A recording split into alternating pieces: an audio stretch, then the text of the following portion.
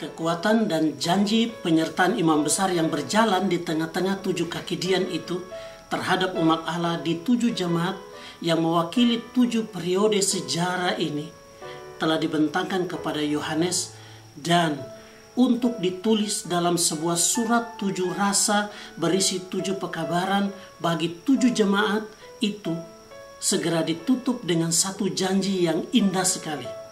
Barang siapa menang, ia akan kududukan bersama-sama dengan aku di atas tahtaku, sebagaimana aku pun telah menang dan duduk bersama-sama dengan Bapakku di atas tahtanya. Wahyu 3 ayat 21.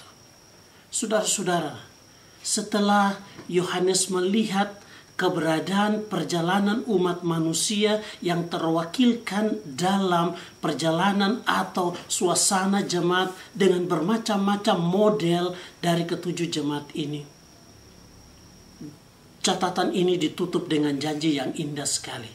Apapun kondisi jemaat, dari jemaat yang pertama sampai kita orang yang hidup di penghujung Laodikia ini, sebentar-sebentar kita mengaku bahwa kita ini orang-orang yang menang. Kita mengaku bahwa kita ini orang-orang yang benar. Kita mengaku bahwa kita ini orang-orang yang suci, yang kudus. Tetapi sesungguhnya kita ini malang, miskin, dan telanjang, buta, dan sebagainya. Tetapi apapun kondisi kita, ada janji yang indah. Kalau kita terus berjalan dengan imam besar itu, maka kita akan memperoleh kemenangan karena dia sudah menang.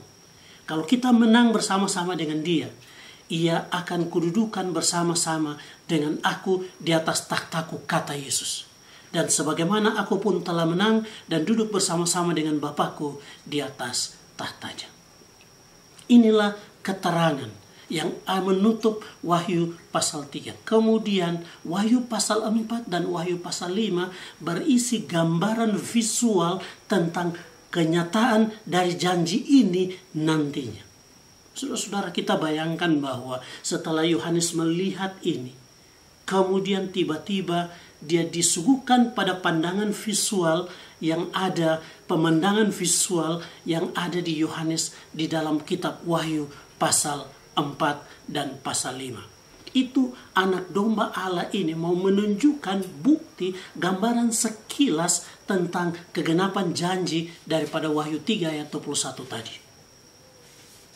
Kita bayangkan, kemudian Yohanes katanya melihat ada satu pintu yang terbuka dan dia bisa melihat melalui pintu itu masuk terus ke dalam bilik yang maha suci, karena ini merupakan gambaran daripada kitab Kaaba yang ada di dalam perjanjian lama.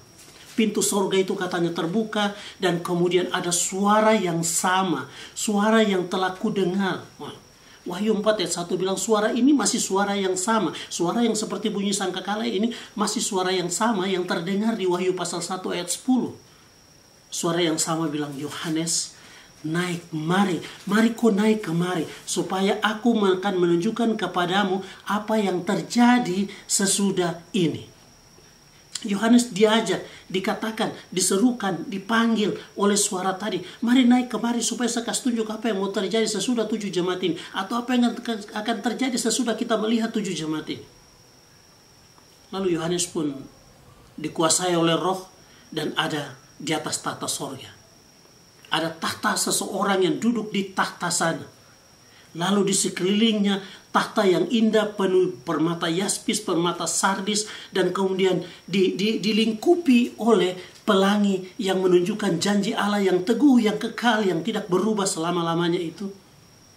Lalu kemudian di sana ada tahta yang dikelilingi oleh para penghuni sorga. Setelah para penghuni sorga, di sana kemudian gambar itu, di sana ada 24 tua-tua, ada 4 lagi tua-tua, ada 4 makhluk yang ada di depan tahta tersebut. 4 makhluk yang pertama mirip seperti singa, yaitu kemudian anak domba, lalu kemudian anak manusia, lalu kemudian yang terakhir seperti burung nasar yang terbang. Dengan segala gambaran-gambaran simbol yang ada di sana. Dan semua mereka, inilah tahta yang mau ditunjukkan kepada Yohanes. Inilah tahta yang dijanjikan kepada Yohanes, yang Yohanes harus tulis kepada 7 jemaat ini. Kepada saya dan saudara yang ada di jemaat Laodikia. Bahwa kalau kita menang, kita akan ada di tahta ini. Kita akan ada di tahta ini. Di tahta itu, semua makhluk ini tersungkur, Dan mereka melakukan worship, mereka menyembah Dia yang duduk di tahta itu, karena Dia adalah Allah yang menciptakan segala sesuatu. Wahyu 4 ayat 11 bilang, inilah isi pujian mereka, ya Tuhan dan Allah kami.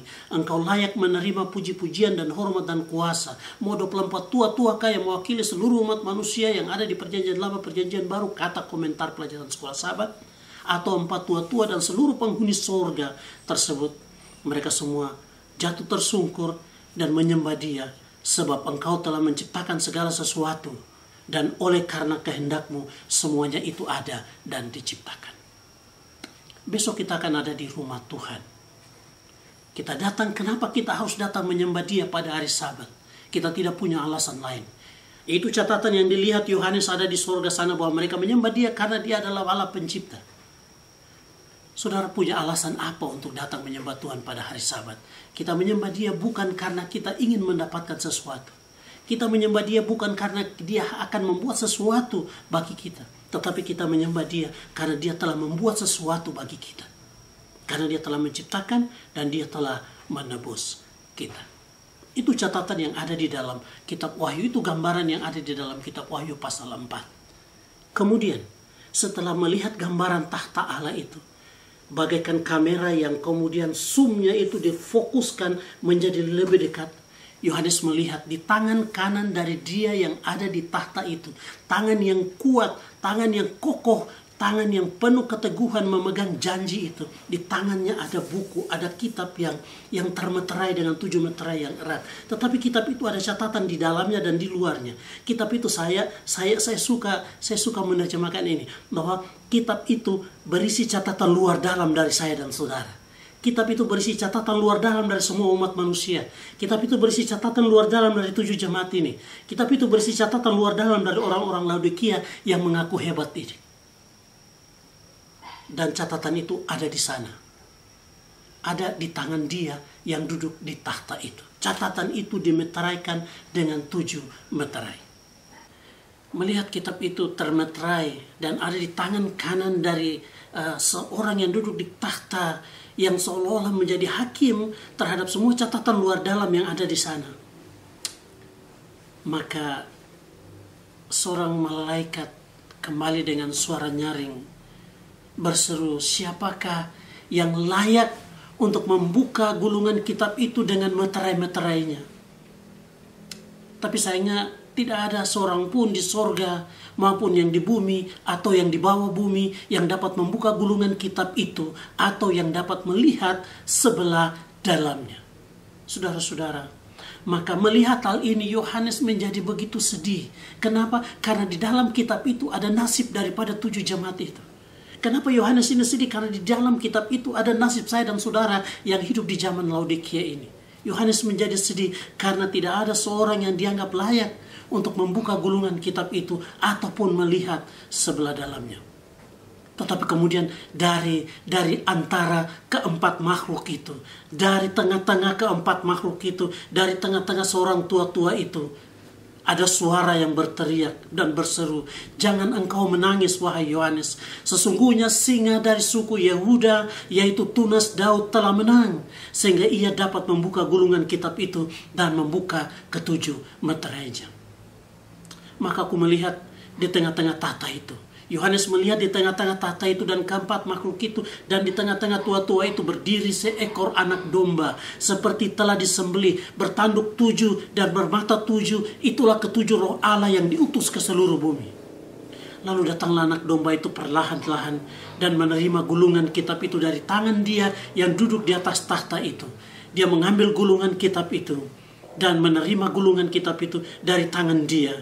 Maka tersungkurlah keempat makhluk tadi, juga 24 tua-tua di depan anak domba itu. Lalu mereka kemudian memainkan kecapi dan cawan emas yang berisi 22 orang-orang kudus. Saudara-saudara sekalian, mereka kemudian menyanyikan nyanyian bahwa hanya Dia yang layak, hanya anak domba inilah yang layak. Ada puji-pujian yang naik karena mereka memuji Dia, karena hanya Dia yang layak untuk menerima gulungan kitab itu, membacanya, bahkan membuka meterai-meterai yang terbungkus, yang membungkus akan gulungan kitab itu.